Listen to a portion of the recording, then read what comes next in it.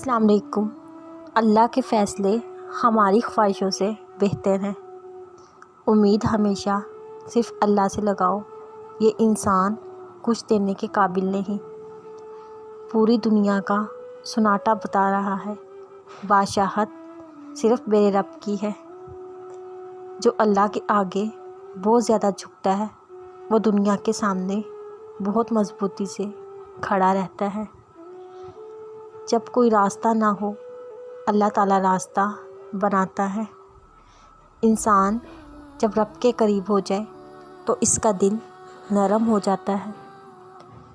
جس کے پاس اختیار ہے اسی سے ہی التجا ہے۔ وہی کن فرما سکتا ہے، وہی مسئلہ حل کر سکتا ہے۔ اور عنقریب تمہارا رب تم کو اتنا دے گا کہ تم خوش ہو جاؤ گے۔ انما اشکو بثی و حزنی الی اللہ۔ میں تو اپنی پریشانی اور غم کی فریاد اللہ کے سوا کسی سے نہیں کرتا۔ کسی کے ساتھ غلط کر کے اپنی باری کا انتظار ضرور کیجیے، کیونکہ قسمت جب تماچا مارتی ہے وہ منہ پر نہیں روح پر لگتا ہے۔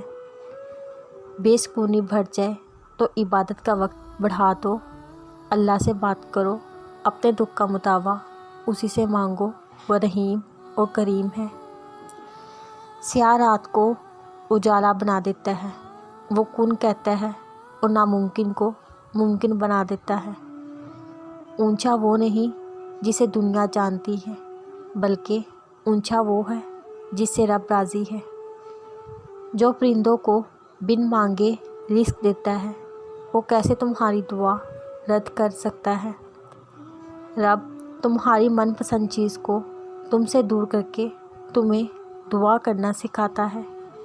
جو لوگ امیدیں اپنے رب سے رکھتے ہیں وہ زندگی میں کبھی مایوس نہیں ہوتے۔